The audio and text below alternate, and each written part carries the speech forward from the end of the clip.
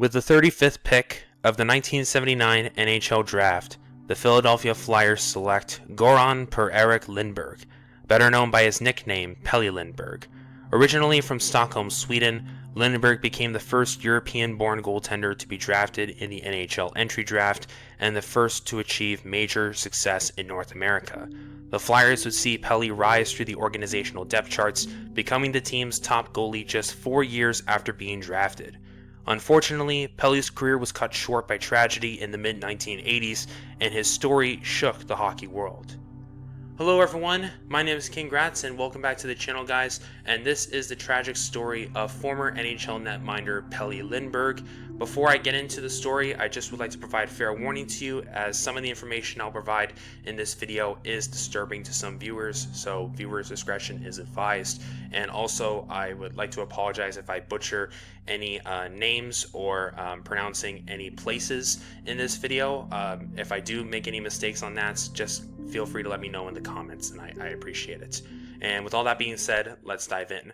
So Pelle Lindbergh started his story of gaining international attention in hockey when he was in the third tier of Swedish pro hockey, known as Hockey 10 today. He would later be promoted to the AIK, which was a part of the top pro league in Sweden, known as the SHL, and he would spend a little bit of time in Sweden following the draft in 1979 by the Flyers before he would officially embark on his journey to North America. He was fairly successful internationally by the time he got to the United States. Once he arrived in North America in the 1980-81 season, he had already won a silver medal in the 1978 World Juniors. He won a bronze medal in the 1979 World Championships, and he also won a bronze medal in the 1980 Winter Olympics in Lake Placid, being part of the Swedish national team that year and holding the distinction as being on the only team that did not lose to the Miracle on Ice Team USA in that year's tournaments, as they held USA to a 2-2 tie in the first game of that tournament. Pelle would start his North American career in the AHL. He joined the Maine Mariners for the 1980-81 season, who were the AHL affiliate for the Flyers,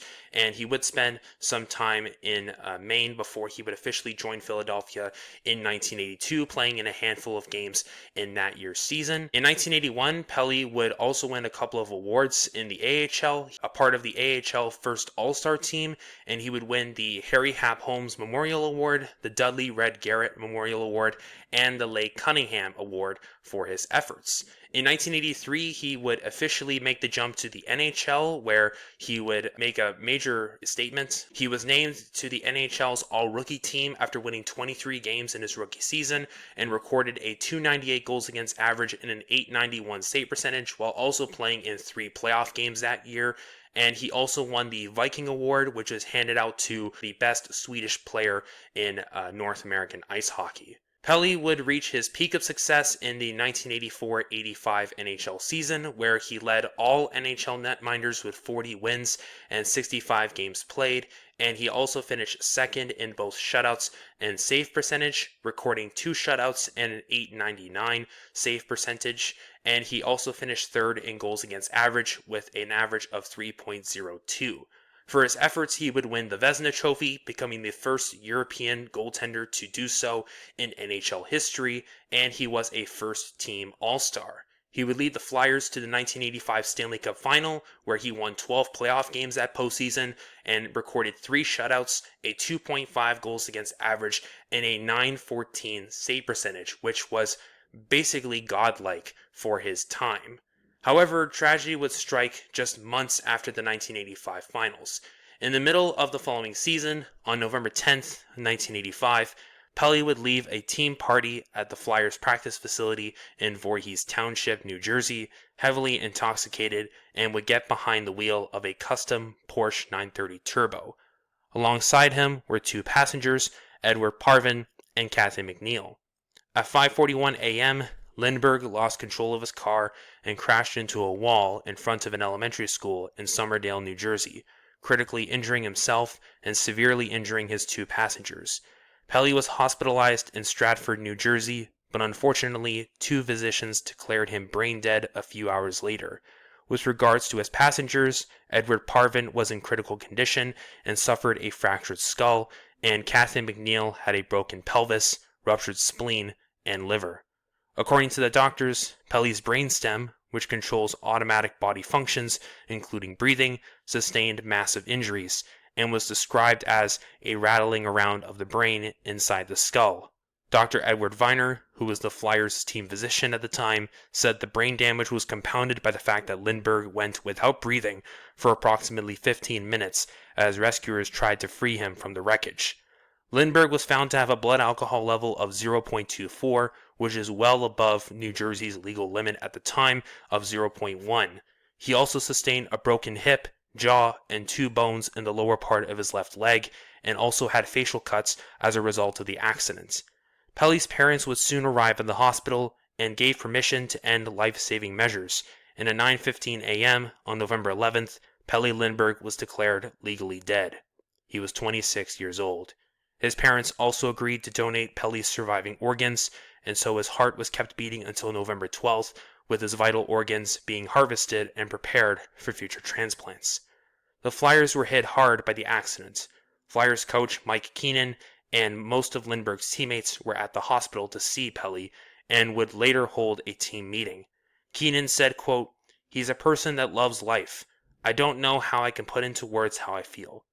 At the time of Pelle's accident, the Flyers were on a 10-game winning streak to open the 85-86 season, and the Flyers would hold an emotional memorial service for Pelle Lindbergh and would continue the NHL campaign, and they would go on a franchise record winning streak with their record going to 14 games following the tragedy. The Flyers would ultimately finish first in the Patrick division and would make the playoffs with 53 wins, but unfortunately the team was a first-round exit in the 1986 playoffs. The impact of Lindbergh's death was far-reaching. He topped fan voting for the 1986 NHL All-Star Game and became the first player ever to be chosen posthumously for an All-Star team in a major North American sport. And while his player number 31 was never officially retired, no Flyer has worn 31 since Lindbergh's death.